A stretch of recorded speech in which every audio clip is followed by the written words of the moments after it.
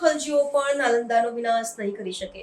બિહારમાં ચાલી રહેલા ચૂંટણી પ્રચાર દરમિયાન કેન્દ્રીય ગૃહમંત્રી અમિત શાહે નાલંદા વિશ્વવિદ્યાલયના પુનર્જીવનની પ્રશંસા કરતા પ્રધાનમંત્રી નરેન્દ્ર મોદીના નેતૃત્વને બિરદાવ્યું છે। જહાનાબાદમાં યોજાયેલી એક ચૂંટણી સભામાં સંબોધન કરતા તેમણે જણાવ્યું હતું કે પ્રધાનમંત્રીએ આ પ્રાચીન જ્ઞાન કેન્દ્રની જઈને ફરીથી પ્રતિષ્ઠાપિત કરી છે અને હવે 100 બખ્તિયાર ખલજીઓ પણ તેને વિનાશ કરી શકશે નહીં।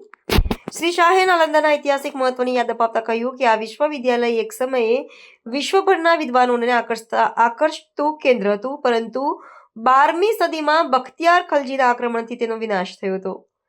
તેમણે ઉમેર્યું કે પ્રધાનમંત્રી મોદીના પ્રયાસોથી આ જ્ઞાનનું પ્રતીક પુનઃસ્થાપિત થયું છે, જે ભારતને વૈશ્વિક શિક્ષણ કેન્દ્ર તરીકે સ્થાપિત કરવાના પ્રયાસનો એક ભાગ છે। આ પ્રશંસા વડાપ્રધાનના જૂન 2024માં નાલંદાના નવા કેમ્પસના ઉદ્ઘાટન સાથે જોડાયેલી છે।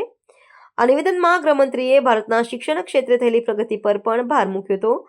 તેમણે જણાવ્યું કે નાલંદાનું પુનર્જીવન ભારતને વિકસિત રાષ્ટ્ર બનાવવાનું સ્વપ્નનું પ્રતીક છે અને તે વિદેશીઓને આકર્ષિત કરીને દેશને જ્ઞાનનું વૈશ્વિક કેન્દ્ર બનાવશે।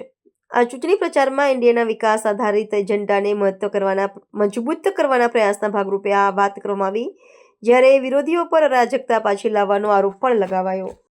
यहाँ पर ही नालंदा का विश्व प्रसिद्ध विश्वविद्यालय कुमार गुप्त ने बनाया, जिसको 12वीं शताब्दी में लगभग 800 साल के बाद बख्तियार खिलजी ने इसको तोड़कर जला दिया।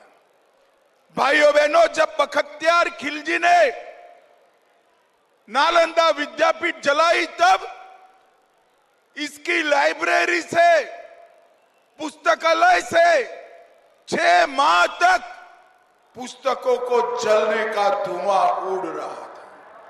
ये विनाश का काम बख्तियार खिलजी ने किया था, मगर मोदी जी ने फिर से नालंदा विश्वविद्यालय बनाकर हमारे नालंदा की विरासत को गौरव देने का काम।